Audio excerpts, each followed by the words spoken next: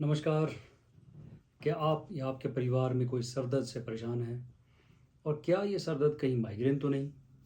तो ये वीडियो है आपके लिए।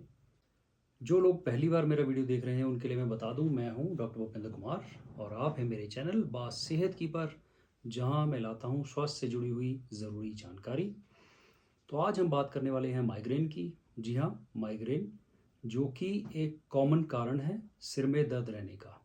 और इसके कारण कई लोगों को इतनी परेशानी होती है कि उनका जीवन जीने का तरीका बहुत ज़्यादा परेशानी वाला हो जाता है। क्वालिटी ऑफ लाइफस्टाइल काफ़ी ख़राब हो जाता है। वो अपने काम पर कंसंट्रेट नहीं कर पाते हैं। उनका पारिवारिक जीवन भी अफेक्ट होता है। इसलिए माइग्रेन अगर है तो समय से इसका इलाज कराना ज़रूरी है। ये जानना ज़रूरी है कि हमें माइग्रेन है या नहीं है। तो आज हम बात करेंगे माइग्रेन के बारे में कि इसके क्या लक्षण होते हैं, कैसे हम पहचान सकते हैं कि हमें जो सिर दर्द हो रहा है वो माइग्रेन है या नहीं। अगर माइग्रेन है तो क्या ये खतरनाक है, क्या इससे कोई खतरा भी है, इसके लिए कोई टेस्ट करना पड़ता है, कैसे पता चलेगा कि ये माइग्रेन ही है और इसका किस तरह से इलाज होता है, क्या प्रिकॉशंस मुझे लेने चाहिए, यही सारी बातें आज हम डिस्कस करेंगे। तो आइए सबसे पहले बात करते हैं लक्षणों की। जैसे मैंने पहले कहा कि सर दर्द का ये एक मुख्य कारण है, तो सिर दर्द तो इसका एक मुख्य लक्षण है। जब भी इंसान को सिर दर्द होता है ये अक्सर एक तरफ होता है या कुछ एक मरीजों में दोनों तरफ भी दर्द हो सकता है। तो हेमिक्रेनियल हेडेक का बहुत बड़ा कारण माइग्रेन है। इस हेडेक में इस तरह महसूस होता है जैसे कोई नस फड़क रही हो, इसीलिए हम इसे पल्सेटिंग हेडेक कहते हैं। इसके अलावा सर दर्द होने के साथ साथ इंसान को कुछ और लक्षण भी साथ साथ में आते हैं, जैसे कि उल्टी का मन होना, उल्टी आना, बहुत सारी उल्टियाँ भी आ सकती हैं। इसके अलावा चिड़चिड़ापन रहना, धूप या किसी भी तरह की रोशनी एकदम बुरी लगती है जिसको हम फोटोफोबिया कहते हैं, वो सहन नहीं होती है। इसके अलावा अगर कोई शोर हो रहा हो, कहीं तेज़ म्यूज़िक लगा हो, किसी भी प्रकार का शोर हो, वो भी सहन नहीं होता, जिसको हम फोनोफोबिया कहते हैं। तो हेडेक साथ में जिसमें नोजिया हो रहा है, साथ में फोटोफोबिया फोनोफोबिया हो रहा है, बहुत हद तक ये लक्षण माइग्रेन के होते हैं। अब ये माइग्रेन किसी भी इंसान को जब शुरू होता है तो ये 4 घंटे से लेकर के 72 घंटे तक रह सकता है। सिर दर्द शुरू होने से पहले कुछ लोगों में कुछ और लक्षण भी आते हैं, जिसको हम प्रोड्रोम कहते हैं, फिर उसके बाद ऑरा कहते हैं। और इसी के आधार पर माइग्रेन को दो तरह से बांटा भी गया है कि एक माइग्रेन होता है विद ऑरा, जिसमें कि ऑरा के सिम्टम्स होते हैं, और एक माइग्रेन होता है विदाउट ऑरा, जिसमें ऑरा के कोई सिम्टम नहीं होते हैं। सिर दर्द शुरू होने से लगभग 1 या 2 दिन पहले कुछ हल्के लक्षण शुरू हो जाते हैं, जिसको हम प्रोड्रोम कहते हैं, जिसमें आते हैं कि या तो बहुत अधिक उबासी आना, यॉर्निंग होना, बहुत अधिक भूख लगना, बहुत कुछ खाने का मन करना, बहुत ज़्यादा प्यास लगना, मूड डिस्टर्बेंसेस होना, मूड स्विंग्स होना, चिड़चिड़ापन होना, बहुत अधिक बोलना, ये सारे लक्षण प्रोड्रोम में आते हैं। इसके बाद कुछ और होते हैं जो कि 1 या 6 घंटे पहले हो सकते हैं, जिसमें विजुअल सिम्टम्स हो सकते हैं कि आंखों के आगे या तो धुंधलापन आ रहा है, किसी प्रकार के कुछ अलग अलग रंग दिखाई दे रहे हैं, कुछ झिलमिल होता हुआ दिखाई दे रहा है। इसके अलावा कान के अंदर रिंगिंग सेंसेशन होना, कि कोई कान में साई साई की आवाज़ या घंटियों की आवाज़ सुनाई देना, ये सारे लक्षण ऑरा के होते हैं। इसके बाद हेडेक शुरू हो जाता है, और जैसे मैं पहले डिस्कस कर चुका हूँ, हेडेक के साथ नौजिया या वॉमिटिंग होता है। तो इस प्रकार से कुछ लक्षणों और उसकी टाइमिंग के हिसाब से हम माइग्रेन को फ़र्क करते हैं दूसरे सिर दर्द से, जैसे कि क्लस्टर हेडेक हो गया या टेंशन टाइप हेडेक हो गया। जो टेंशन टाइप हेडेक है उसमें ऐसा लगता है कि सर के ऊपर किसी ने बहुत तेज़ कुछ बांध दिया है या सर को बहुत तेज़ कोई दबा रहा है। जो क्लस्टर टाइप हेडेक है वो कुछ मिनट्स के लिए आती है और इतनी इरिटेशन के साथ आती है, वो अक्सर 2 घंटे से ज़्यादा वो दर्द का एपिसोड नहीं रहता है। जहाँ की माइग्रेन हम बात कर रहे हैं वो 4 घंटे से लेकर के 72 घंटे तक दर्द रहता है। माइग्रेन के साथ नौजिया हो रहा है, फोटोफोबिया हो रहा है, फोनोफोबिया हो रहा है। तो ऐसे प्रकार के जो सिम्टम आ रहे हैं उसके साथ हमें समझ आ जाता है कि ये माइग्रेन है या क्लस्टर हेडेक है या टेंशन टाइप हेडेक है। कुछ एक मरीज़ होते हैं जिनमें हमें ये जानने की ज़रूरत होती है कि इनका ये हेडेक पहली बार सिर दर्द हुआ है या ऐसे हेडेक पहले भी इनको होते आए हैं, ये जानना बहुत ज़रूरी होता है। इसके अलावा इसको हम बांटते हैं एपिसोडिक माइग्रेन में या क्रॉनिक माइग्रेन में। एपिसोडिक माइग्रेन क्या होता है, जिसमें कि इंसान को 15 दिन से कम दिनों तक हेडेक रहता है, 1 महीने के अंदर। उसको हम एपिसोडिक माइग्रेन कहते हैं। इसके अलावा क्रॉनिक माइग्रेन, जब किसी इंसान को 15 से ज़्यादा दिनों तक हेडेक रहता है 1 महीने के अंदर, और पिछले 3 महीने से लगातार ऐसा ही हो रहा है, उसको हम क्रॉनिक माइग्रेन कहते हैं। इसके आधार पर हम ट्रीटमेंट डिसाइड करते हैं कि किस मरीज़ को क्या ट्रीटमेंट देना है। इसके अलावा और भी कुछ तरह के वेरिएंट हैं या टाइप्स कह लें माइग्रेन के, जैसे एक साइलेंट माइग्रेन होता है जिसमें कि सर दर्द इतना ज़्यादा नहीं होता, लेकिन इनको उल्टियाँ आना, मूड फ्लक्चुएशंस होना, चिड़चिड़ापन होना, चक्कर आना, ये सारे लक्षण इसके साथ अधिक होते हैं। एक वेस्टिबुलर माइग्रेन है जिसमें प्योरली ज़्यादा से ज़्यादा चक्कर इंसान को महसूस होते हैं और उल्टियों का मन करता है, उल्टियाँ आती भी हैं, हल्का फुल्का कभी दर्द होता है, नहीं तो उनमें भी सर दर्द इतना ज़्यादा नहीं होता। एक माइग्रेन है जो कि एब्डोमिनल माइग्रेन है। ये ज़्यादातर बच्चों में देखा जाता है कि जिसमें उन्हें पेट दर्द और उसके साथ साथ उल्टी होने के एपिसोड होते हैं। ये एक रेयर टाइप ऑफ माइग्रेन है जो कि बच्चों में ज़्यादा पाया जाता है। इसके अलावा मेंस्ट्रुअल माइग्रेन होता है जो कि महिलाओं को माहवारी के दौरान आधे सिर में दर्द होना, ये मेंस्ट्रुअल माइग्रेन होता है। अब हमने ये तो जान लिया कि माइग्रेन के लक्षण क्या होते हैं और कैसे हम सिर्फ लक्षणों के आधार पर, इसकी टाइमिंग के आधार पर हम कैसे फ़र्क कर सकते हैं बाकी सिर दर्द से कि ये माइग्रेन है या नहीं है। आइए बात करते हैं कि माइग्रेन होता क्यों है। तो माइग्रेन होने का कोई क्लियर कारण नहीं है कि क्यों होता है। ये पारिवारिक भी होता है, जैसे परिवार में अगर माता पिता में किसी को माइग्रेन है तो बच्चों में होने का ज़्यादा अंदेशा रहता है। महिलाओं में माइग्रेन अधिक होता है।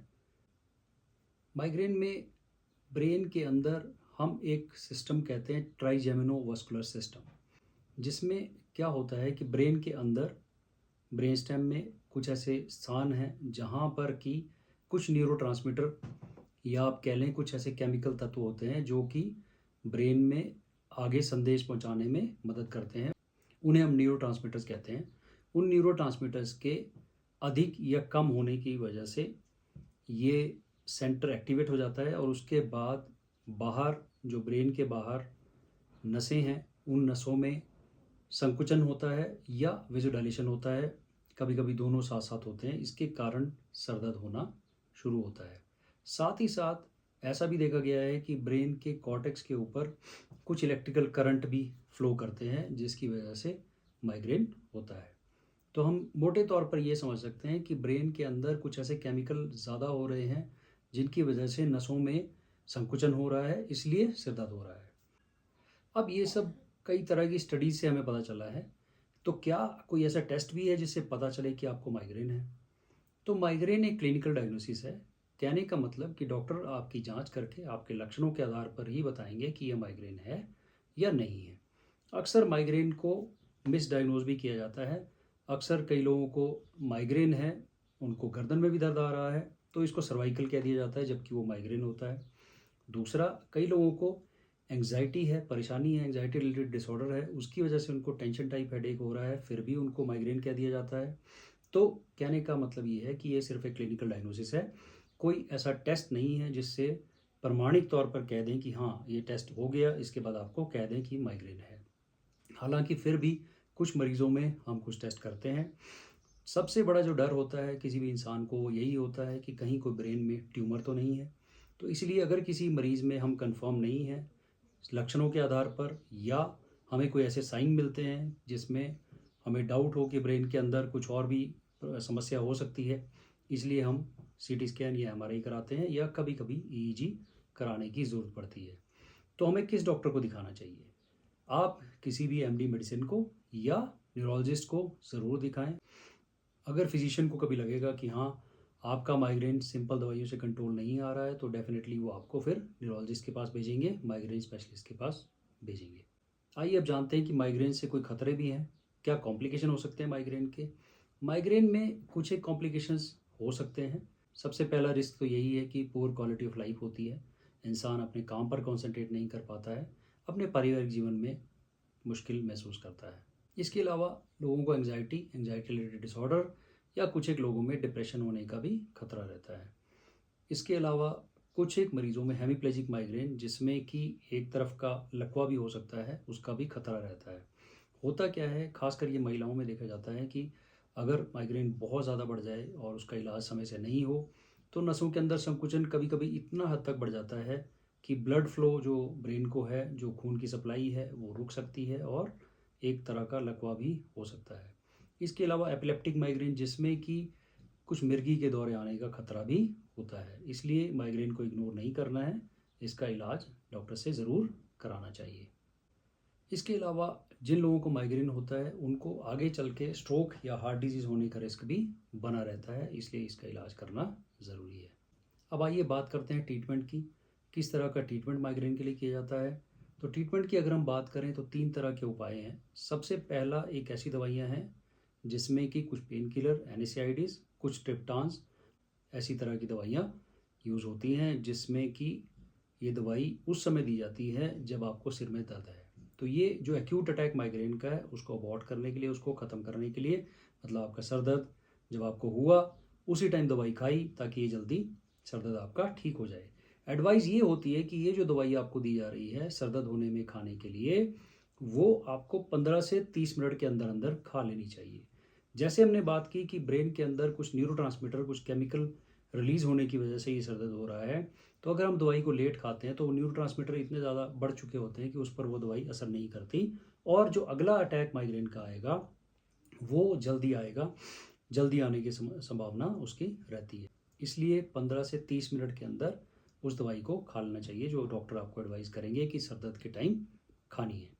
दूसरी दवाई वो होती है जो प्रिवेंटिव थेरेपी हम जिसको कहते हैं, कि जो आपको लगातार खानी है, रोज़ खानी है, चाहे वो सर दर्द आपको है चाहे नहीं है, ताकि आपका ये माइग्रेन कंट्रोल आ सके, इसका इलाज किया जा सके और ये माइग्रेन आपको हेडेक इसके ना आए, आप इससे परेशान ना हो आने वाले समय में, और भी कॉम्प्लिकेशन जैसे हम डिस्कस कर चुके हैं वो कॉम्प्लिकेशंस आपको ना हो। तो ये जो प्रिवेंटिव थेरेपी या प्रोफिलैक्टिक थेरेपी हम कह रहे हैं ये लंबे समय तक चलती है, कम से कम 6 महीने, और कई मरीजों में अक्सर ये 2 या 3 या 5 साल तक भी चल सकती है। वो डिपेंड करेगा कि आपको पिछले कुछ महीनों में कितनी बार माइग्रेन का अटैक आया है, वो देख करके डॉक्टर डिसाइड करते हैं कि कितना लंबा आपको ट्रीटमेंट देना है। उस ट्रीटमेंट में कभी कभी एक तरह की दवाई, कभी कभी 2 तरह की, कभी 3 तरह की दवाई भी इस्तेमाल हो सकती है। इसके अलावा और भी कुछ ट्रीटमेंट के लिए ऑप्शंस हमारे पास अवेलेबल हैं जो न्यूरोलॉजिस्ट आपको एडवाइस करेंगे समय समय पर। इसके अलावा एक बात यहाँ पर ज़रूर करना चाहूँगा कि कुछ प्रेसिपिटेटिंग फैक्टर होते हैं जिनसे कि माइग्रेन अचानक से बढ़ सकता है, जैसे अधिक चॉकलेट खाना, अधिक कॉफ़ी का सेवन करना, स्मोकिंग करना, अल्कोहल पीना, इन सब से माइग्रेन होने की संभावना बढ़ती है। तेज़ धूप में काम करना, उससे भी माइग्रेन का अटैक आ सकता है। कहीं बहुत तेज़ खुशबू है उसकी वजह से माइग्रेन का अटैक प्रेसिपिटेट हो सकता है।